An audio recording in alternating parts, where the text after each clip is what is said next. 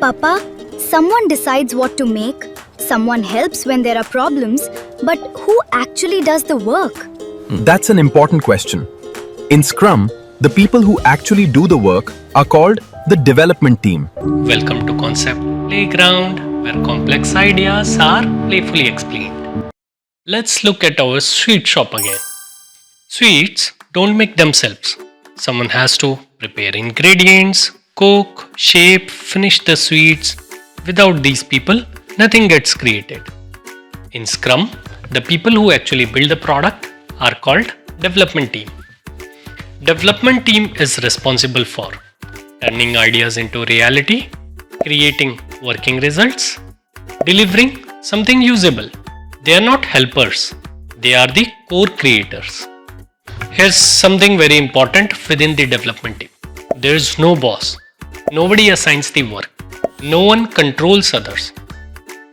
The development team decides together how to work, who does what, and how to solve any problem.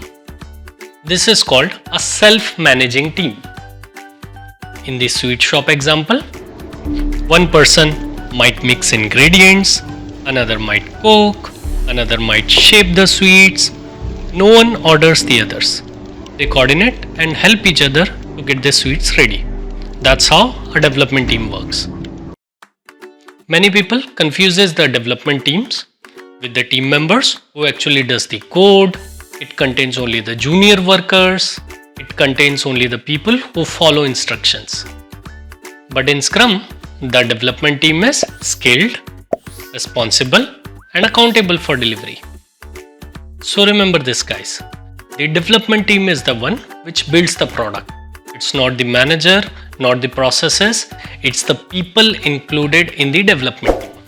So if you learned something from this video, like the video, subscribe to my channel, and comment on what you want to learn next.